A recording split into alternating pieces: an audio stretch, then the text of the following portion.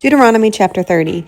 When all these blessings and curses I have set before you come on you, and you take them to heart wherever the Lord your God disperses you among the nations, and when you and your children return to the Lord your God and obey him with all your heart and with all your soul, according to everything I commanded you today, then the Lord your God will restore your fortunes and have compassion on you, and gather you again from all the nations where he scattered you, even if you have been banished to the most distant land under the heavens.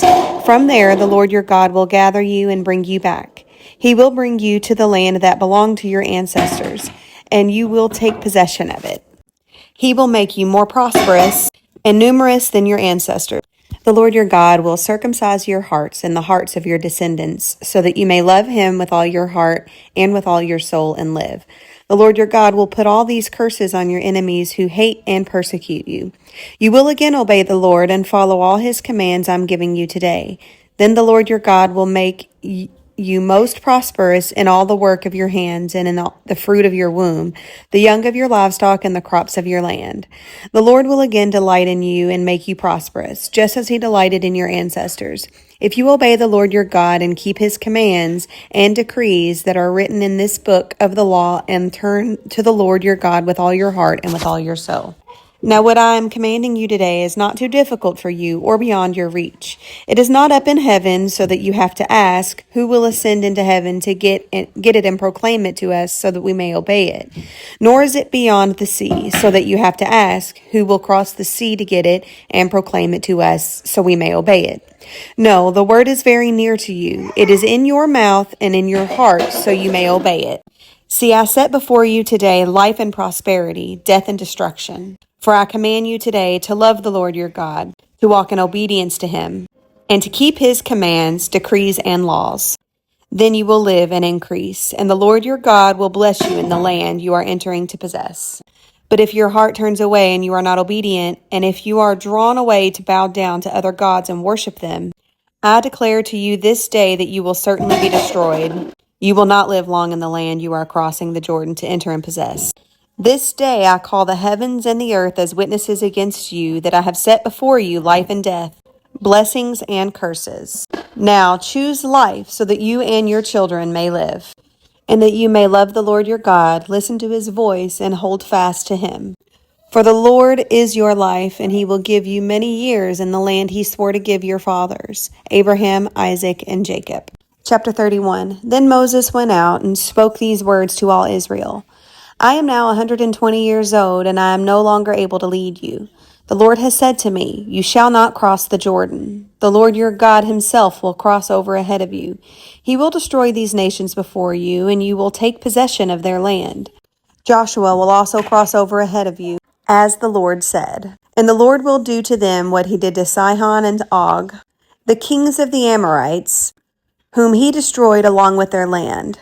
The Lord will deliver them to you, and you must do to them all that I have commanded you.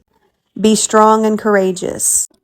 Do not be afraid or terrified because of them, for the Lord your God goes with you. He will never leave you nor forsake you. Then Moses summoned Joshua and said to him in the presence of all Israel, be strong and courageous, for you must go with this people into the land that the Lord swore to the ancestors to give them, and you must divide it among them as their inheritance. The Lord himself goes before you and will be with you. He will never leave you nor forsake you. Do not be afraid. Do not be discouraged. So Moses wrote down this law and gave it to the Levitical priests, who carried the ark of the covenant of the Lord, and to all the elders of Israel. Then Moses commanded them, at the end of every 7 years, in the year of canceling the debts, during the festival of tabernacles, when all Israel comes to appear before the Lord your God at the place where he will choose, you shall read this law before them in their hearing. Assemble the people, men, women, and children, and the foreigners residing in your towns, so they can listen and learn to fear the Lord your God and follow carefully all the words of this law. Their children who do not know this law must hear it and learn to fear the Lord your God as long as you live in the land you are crossing the Jordan to possess. The Lord said to Moses, now the day of your death is near. Call Joshua and present yourself at the tent of meeting, where I will commission him. So Moses and Joshua came and presented themselves at the tent of meeting. Then the Lord appeared at the tent in a pillar of cloud, and the cloud stood over the entrance to the tent.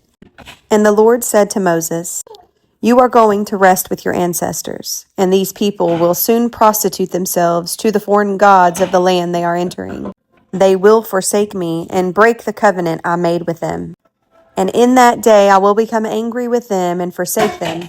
I will hide my face from them, and they will be destroyed. Many disasters and calamities will come on them, and in that day they will ask, 'Have not these disasters come on us because our God is not with us?' And I will certainly hide my face in that day because of all their wickedness in turning to their other gods." Now write down this song and teach it to the Israelites, and have them sing it, so that it may be a witness for me against them. When I have brought them into the land flowing with milk and honey, the land I promised an oath to their ancestors, and when they eat their fill and thrive, they will turn to other gods and worship them, rejecting me and breaking my covenant. And when many disasters and calamities come on them, this song will testify against them, because it will not be forgotten by their descendants. I know what they are disposed to do, even before I bring them into the land I promised them an oath. So Moses wrote down this song that day and taught it to the Israelites. The Lord gave this command to Joshua, son of Nun: "Be strong and courageous, for you will bring the Israelites into the land I promised them on oath, and I myself will be with you." After Moses finished writing in a book the words of the law beginning to end, he gave his command to the Levites who carried the ark of the covenant of the Lord. "Take this book of the law and place it beside the ark of the covenant of the Lord your God. There it will remain as a witness against you.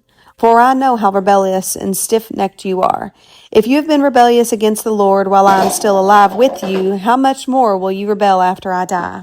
Assemble before me all the elders of your tribes and all your officials, so that I can speak these words in their hearing and call the heavens and the earth to testify against them. For I know that after my death you are sure to become utterly corrupt and to turn away from the way I have commanded you. In days to come, disaster will fall on you because you will do evil in the sight of the Lord and arouse his anger by what your hands have made." And Moses recited the words of this song from beginning to end in the hearing of the whole assembly of Israel.